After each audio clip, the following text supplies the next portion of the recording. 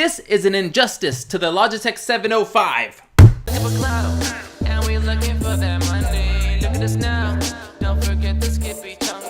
Hey, what's up everyone? It's Wavy Tech. I'm back with another video and I hope you're having a great day. Today we're just gonna talk about the Logitech 705. That's this little, let me get into that. It's supposedly these two mics right here. These are both the M705. They're supposed to be the exact same model. And I wanna talk about this because they're not the same model. I had been using this little mouse for a long time and I really like this little device. I liked it because it's supposed to be able to last 3 years on 2 batteries. I haven't had it for 3 years, so we'll see, but I haven't had to change them either.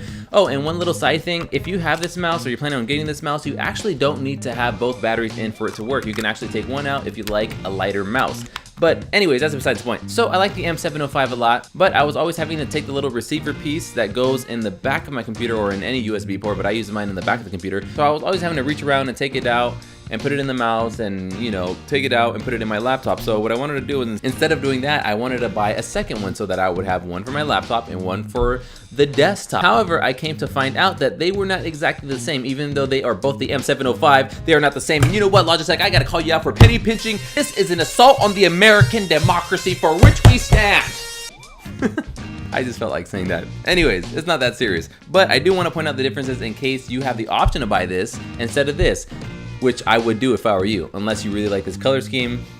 Like, it ended up working. I'm not that serious about it because this ended up working out for me because this actually matches the color scheme of my keyboard, which I will be talking about very soon. So you might be asking yourself, what are the differences? Like I said, these differences are minute. I don't know if Logitech is just trying to penny pinch or what the deal is, but here are what the differences actually are. Number one, and this is probably the biggest one, on the bottom, I don't know what you call it, but on the bottom of the older one, they used a longer bar. On the second one, they cut out the middle part and just used 2 little pieces. Now this may not seem like a huge deal, which it still isn't the biggest deal considering these are kind of budget mice. But anyways, the difference that it makes is that it doesn't really drag on the mouse pad as nicely as the old one. So yeah, I don't know if they're penny pinching, trying to save themselves some more money, but I also noticed on the bottom is that the laser looks nicer on the old one.